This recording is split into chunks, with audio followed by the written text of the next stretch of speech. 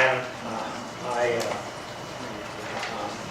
Adam was always one of those students that was in the top 5% of my classes, and most of the time. But his wife was in the 2% of the class.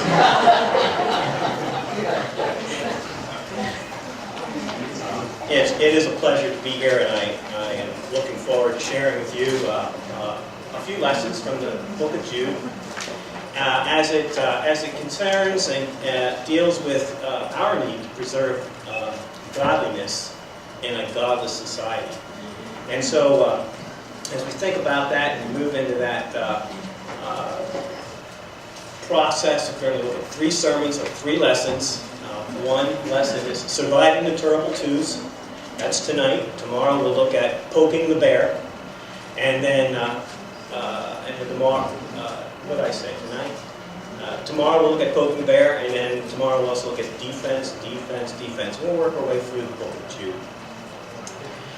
So let's start with surviving the terrible twos, and we're going to be looking at this idea of when you think of a 2-year-old. When you think of a 2-year-old, what are some things? What's a favorite saying of a 2-year-old? Anyone? No. Right? That's a favorite saying of a 2-year-old. And of course, you don't want a 2-year-old growing up saying no the rest of their life. And so, hopefully and quickly, a 2-year-old knows and learns that when you say no to mom and dad, there's repercussions, eh? There are repercussions.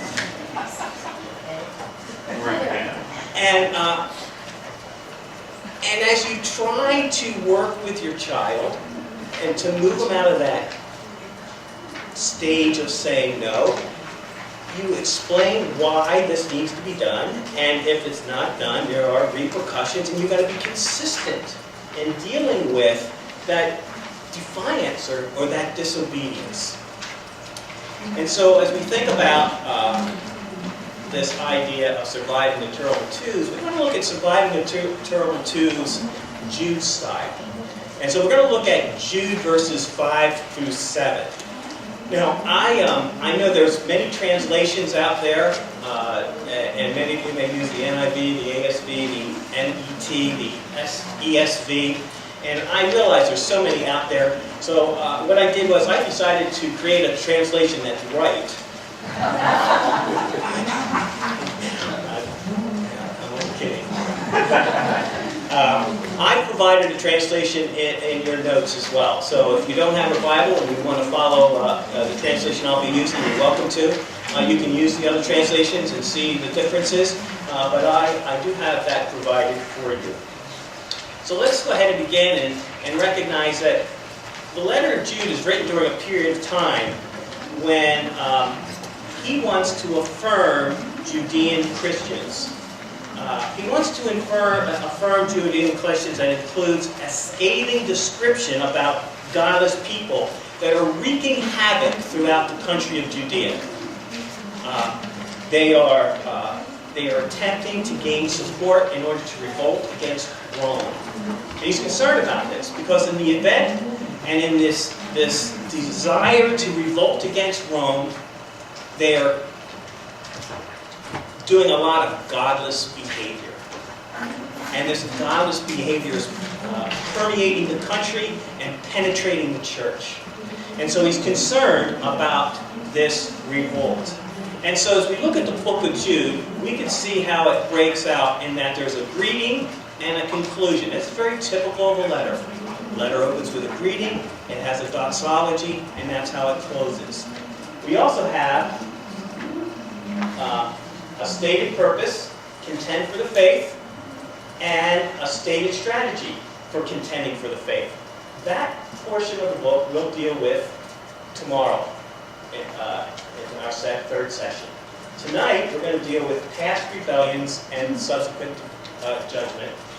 And here, tomorrow morning we'll deal with present rebellion and future divine judgment. But you can see how the book divides. And the focus of the book is all rebellion. And tonight we're going to look at rebellion and what Jude wants them to do. He wants them to remember. There is a call to remembrance. He says, now I want you, or I wish, to remind you, although you know all these things I'm about to tell you, you know. And what he's doing is, he wants them to remember their history. Now remember, he is writing to Judean believers, Jewish believers that living in Judea. And as a Jew, you have holidays that you remember. Passover. They remember Passover. It occurs in March and April, and the purpose is for people to pause and remember the nation's deliverance from Israel, from Egypt. They have the Feast of Unleavened Bread, another holiday that forces them to remember the hardships of their flight out of Egypt. They have the holiday of the Feast of Tabernacles, which is the purpose is to remember the wilderness wanderings, as well as to rejoice in the fact that harvest is coming. We're celebrating the fact that we've had a good year. We do the same thing. Okay? We have holidays. 4th of July, we pause to remember the signing of the Declaration of Independence. We have Memorial Day. We pause to be thankful for those who've given their lives in service so that we can live in freedom. We have holidays that we pause and to remember certain events in our history. This is what Jude's doing. He says, I want you to pause and remember, but I want you to pause and remember some things that aren't so pleasant, that are part of our history. And so what he does is he deals with 3 notorious memories, 3 notorious rebellions. Rebellions that the Jewish people are well aware of. And the first one is found in verse 5. And I'll go ahead and read the first part of this. Now I wish to remind you, although you know all these things, that the Lord, who delivered once the people out of the land of Egypt, destroyed those who did not believe a second time.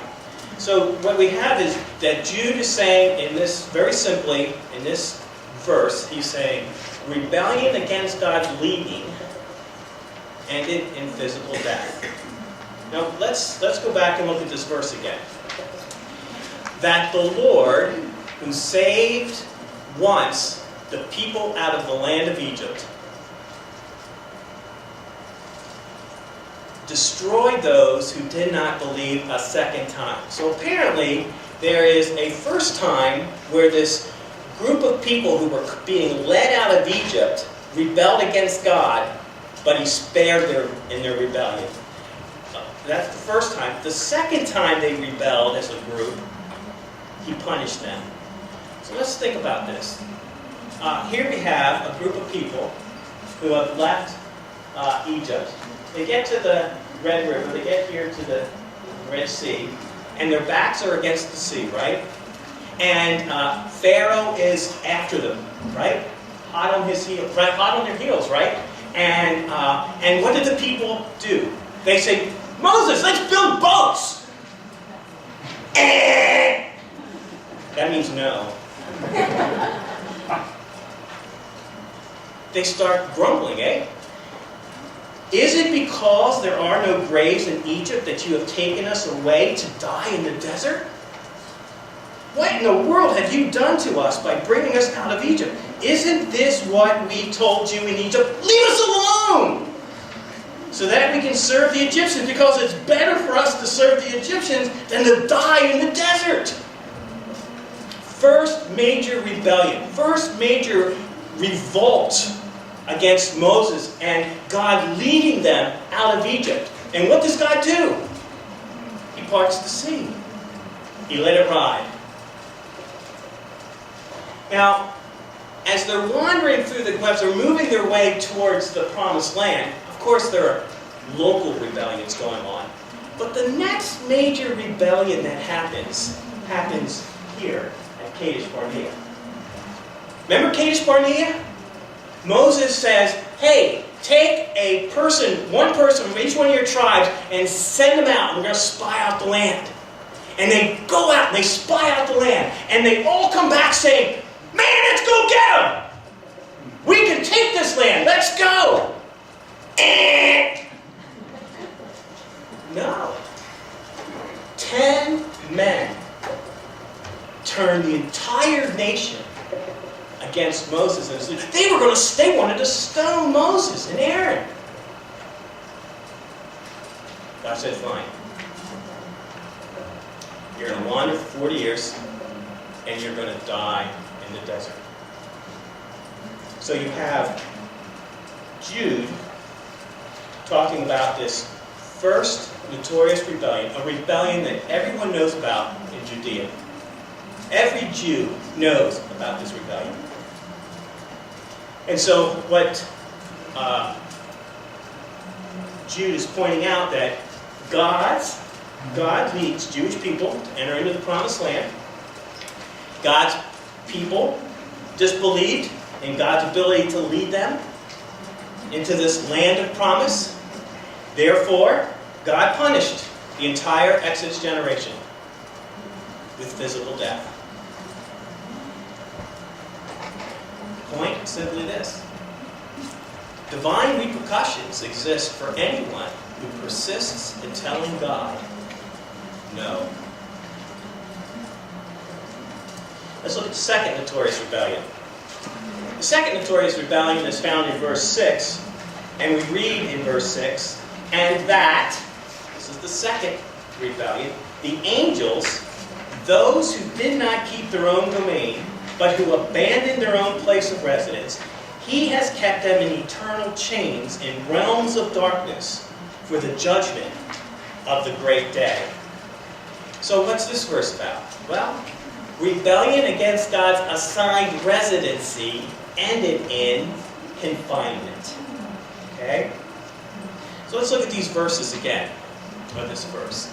And that the angels, we're talking about angels, and we're talking about specifically angels who did not keep their domain, who did not reside in heaven, and who abandoned their place in heaven to come to earth. That's what the text is telling us. Now, when we go to the Old Testament, we read in Genesis chapter 6 an account of this in verses 1 and 2. When humankind began to multiply on the face of the earth, and daughters were born to them, the sons of God, angels, saw that the daughters of humankind were beautiful. Thus they took wives for themselves, and any of them they chose. Now, I have no idea how this works. I'm just telling you what the text says. Okay? I have no idea how angels came and had intercourse with human beings. It's almost like a horror story, but it's what the Scripture says, right? Later on in Jewish history, in Jewish literature, there are numerous writings that are written by Jewish people, and they reflect on these stories. And one text from a book called 1 Enoch speaks of this event. And this is part of Jewish tradition. And this is how this Jewish writer looks back on Genesis 6 and understands Genesis 6, 1 and 2. 1 Enoch, verses 6. And here we're talking about angelic conspiracy to rebel. In those days, when the children of men had multiplied, it happened that there were born unto them beautiful daughters. And the angels, the children of heaven, saw, and they desired them, and said, come, let's choose wives for ourselves from among these daughters of men, and begat children. Semyaz, their leader, said, I fear that you will not consent that this deed should be done, and I alone will be responsible for this great sin. So he's looking for some people to join him. But they all responded to him, let us swear an oath and bind everyone among us by a curse. Then they all swore together and bound one another together by the curse. And they together were 200. So we have one or two angels causing a raft of people to rebel against God and where they've placed them. Then we have this angelic deed explained. Wait till you hear this. This is from the same work, 1 Enoch 7, 1 and 5. And they took wives to themselves, and they began to go unto them, and they taught them magical medicine, incarnations, cutting of roots, and about plants. And the women became pregnant and gave birth to great giants whose heights were 300 cubits. These giants consumed the produce of all the people until the people detested feeding them. So the giants turned against the people in order to eat them. That is, eat the people. And they began to sin against birds and wild beasts and reptiles and fish, and their flesh was devoured one by another, and they drank blood. So we have a Second Temple Jewish writing that takes the story from Genesis and expands it. But the common denominator in both of these is that they both recognize angelic beings were in heaven, that's where God placed them, and they came to earth. You know what Jude emphasizes? That the angels, those who did not keep their own domain, they did not remain in heaven, but who abandoned their own place of residence. Jude is saying angelic beings refused to honor God in where they placed them, and they decided to rebel against God and come to earth. And as a result of that rebellion, he placed them in chains until the realms of darkness and future judgment. Now, there's so many options as to, okay, God took angels and put them in chains and then in darkness. Where did he put them? In the center of the earth? Did he send them to Hades? Did he just put them in a hole and put rocks over them? You know what? I don't know, and I really don't care. The point of the passage is they've been taken out of circulation. They have no idea what's happening on earth. They have no idea what's happening in heaven. They are in total darkness. And they're in darkness until a future judgment. And so the point of this is that rebellion against God's assigned residency. That's the point Jude, I think, is making here. Jude is concerned that angelic beings have rejected their place of residency and they've ended in confinement. Now you just think about this revolt against Rome. You got a Judean nation and leaders, religious leaders rising up and saying, we need to get out from bondage of Roman Empire. We need to escape from their rule. We want to escape from so that we can establish the kingdom of God here in Jerusalem and in Judea.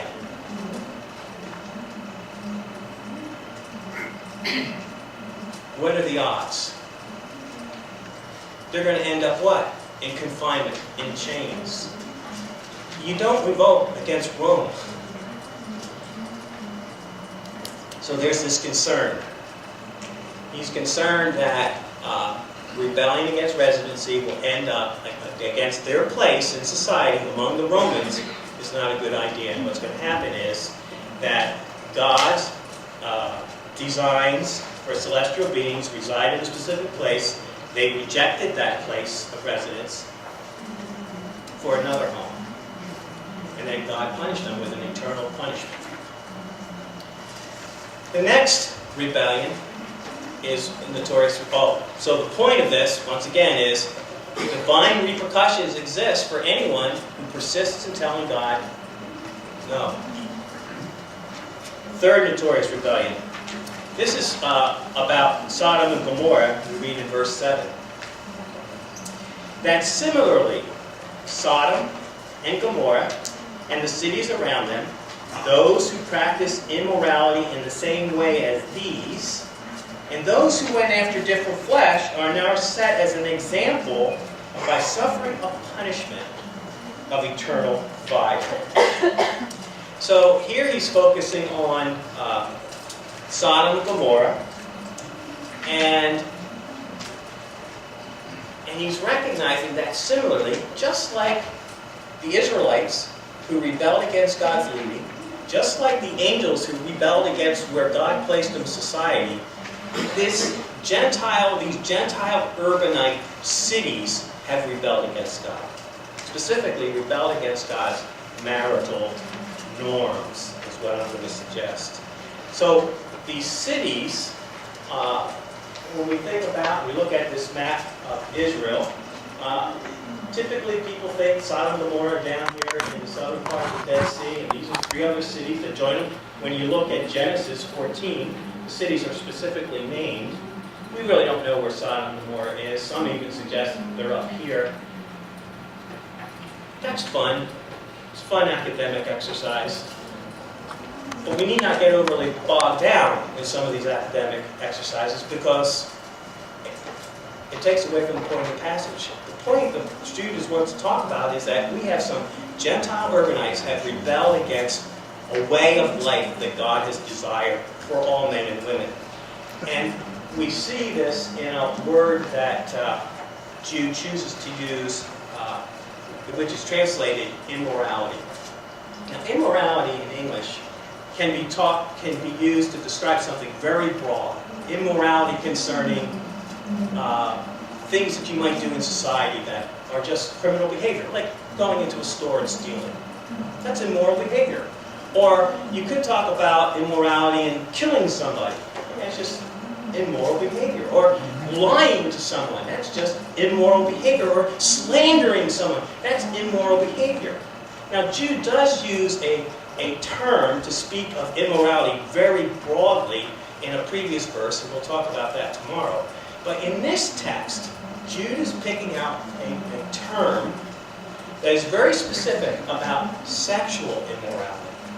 In the LXX and the Septuagint, this term is used to describe immorality in the sense of cultic prostitution, where people would go to a temple and worship by having sexual relations with a temple prostitute. Or it's a term that could be used to describe somebody who has committed adultery. Or it's a term that is used with regards to Tamar and Jacob. Remember Tamar and Jacob? It's a term that's used with regards to that relationship, where Jacob has this immoral relationship with Tamar. It's also used of a Jew who marries a Gentile. That's immoral behavior. So we have this term that's, when it speaks and it's used, immorality, it's used in a sexual sense. This is immoral sexual behavior. But what type of immoral sexual behavior are we talking about? That similarly, Sodom and Gomorrah and the cities around them, those who practice immorality in the same way as these other cities, as Sodom and Gomorrah, these other cities practice the same type of immorality as Sodom and Gomorrah, and they went after different flesh. What does that mean? What do you think of when you think of Sodom and Gomorrah and this different flesh? Well, some suggest, maybe it's a reference to the fact that when the angels went to Sodom, they all desired to have relations with the angels. You remember the story. 3 angels come and visit Abraham, and they tell Abraham how he's going to have a son. And then in the process of that meeting, they explain that they're going to go down to Sodom and Gomorrah, and they're going to destroy them. And Abraham's, whoa, what? Oh God, suppose there are 50 righteous people there. Will you destroy them? God says, fine. If there are 50 righteous people there, we'll let them go. Oh, well, okay, God, well, how about if there's 25 righteous people? Will you spare them then? All right, Abraham, there's 25. We'll let them ride. How about 10, God? There's 10. All right, Moses. All right, Abraham, if there's 10, we'll let it ride. Of course, there weren't 10. They go down. And by the way, one of the things that God makes it very clear is He tells Abraham, I have seen their wickedness. God's already made His determination. He knows what's going on. So these angels go down, and they all want to have relations. And so, because of that, some folks believe that this immorality is limited to having this desire to have relations with another flesh, angelic beings. Yeah, that's possible. Another possibility is that it's referring to homosexuality. But you know, when you look at the use of immorality, this term in the Old Testament that's translated from, never is used for homosexuality, although Sodom and Gomorrah is known for homosexual behavior. I think what strikes me is the fact that this author says different flesh. And when I think of different flesh, I think of the passage like when it talks about marriage. When we marry, we become one flesh, with our spouse. And so I think what Jude is mentioning here, because homosexual behavior is not a problem in Judea at the time that Jude is writing. But marital issues were. I think what Jude is condemning is that these cities were not following God's marital norm. Granted, they may have had homosexual behavior. They may have acted immoral in that sense. But I don't think it was limited to that. I think it was marital sins all around the board. Adultery, cultic prostitution, immorality that spanned all sorts of marital norms. And because they rebelled against God's marital norms, sleeping around, cultic prostitution, sex before marriage, all these things, God punished them. Rebellion against God's marital norms ended an eternal example of punishment. And I want to go back and talk about this suffering and punishment of eternal fire. What in the world does that mean? Are these cities in eternal flames? I don't think that's what's going on at all. I think what it is that sin, that destruction, remains as an eternal memory. Their cities were destroyed by fire, and that fire still burns today. Because you need to remember, God does not appreciate His followers to abandon His marital norm. So the point is, rebellion against God's marital norms ended in an eternal example of punishment with these sodomites. So God's design, He designs proper lifestyles to be honored by Gentiles. Gentile urbanites rejected God's design of marital norms concerning sexual intercourse. God punished them. He punishes urbanites by annihilating their cities. So what do we have? We have a third example. Divine repercussions exist for anyone who persists in telling God no. And I find that his choices are pretty significant. He talks about his chosen people.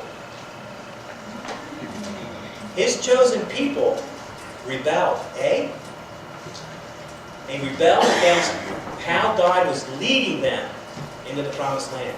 Then he talks about angelic beings that have a position in heaven. They rebelled against where God placed them, and he punished them. Then he talks about Gentiles, and how Gentiles disobeyed God's marital norms, and God punished them. You know what that tells me? Let me tell you what it tells me. God is impartial when it comes to judgment against rebelling, It doesn't matter if one of my chosen. It doesn't matter if you're an angel, and it doesn't matter if you're a Gentile. You rebel, God punishes. Jude wants his readers, his followers, to remember these three historical events.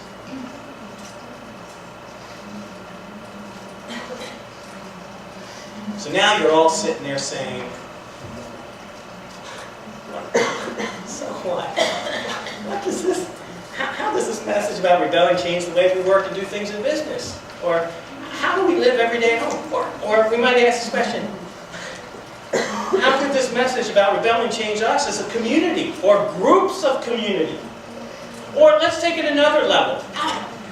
What in the world does surviving the terrible twos have anything to do with this lesson? If I were you, I'd be saying, where's he going with this? You start about terrible twos. What's this got to do with being two? Let me tell you what it has to do with being two. No matter how old you get, there's a terrible two in all of us. By the way, that's me and that's me.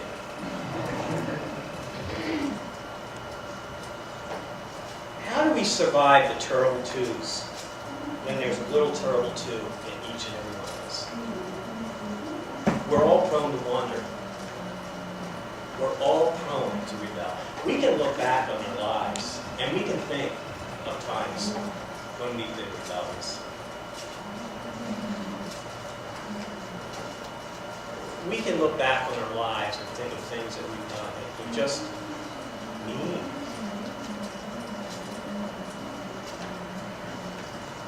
We're all prone to rebel. And the beginning of avoiding rebellious behavior is to admit that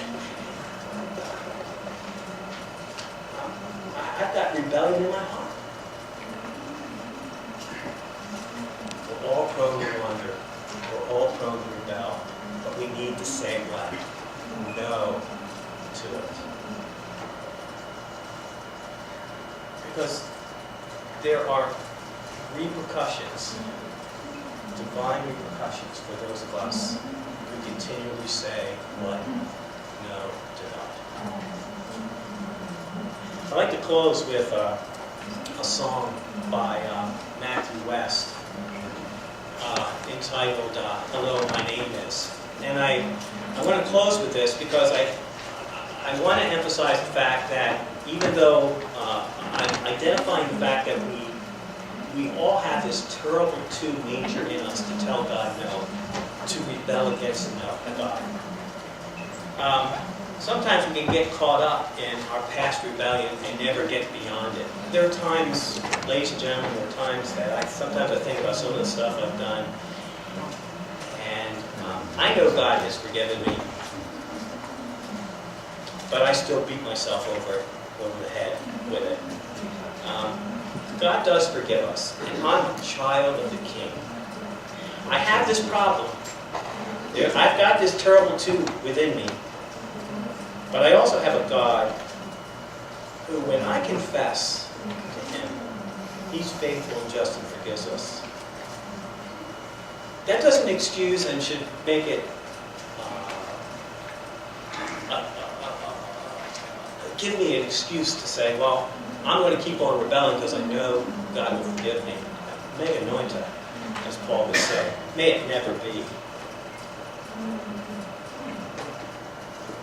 But when we do confess, we don't have to beat ourselves up about that rebellion. God knows we're rebellious, and He also is forgiving. So I want to close with something, with a song where Matthew West deals with this. Regret, mistakes, and sometimes how those things haunt us, because we know we're rebellious. We know when we rebel against God. And what I want to emphasize is, we are rebellious. That's fine. But because of my relationship with God, through Jesus, I'm a child of the King. That's what I want to leave you with. We all struggle with rebellion. There's a terrible two in all of us. We are prone to wander. We are prone to sin. We are prone to rebel. But we must never forget that we belong to the King, and His name is Jesus. And we can go to Him, confess our rebellion to Him, and we will be Amen? Amen. All right. Let me close with a prayer. And I'm going to close with Jude's benediction and his doxology as at the end of his letter. Now to the one who's able to keep us. Now to our God, who is able to keep each one of us faultless, and to make us stand blameless in joy in the presence of His honor. To the only God, our deliverer through Jesus, who is our Messiah, to the Lord, to our God, be honor, majesty, sovereignty, and dominion before all the ages, and now unto all ages. Amen.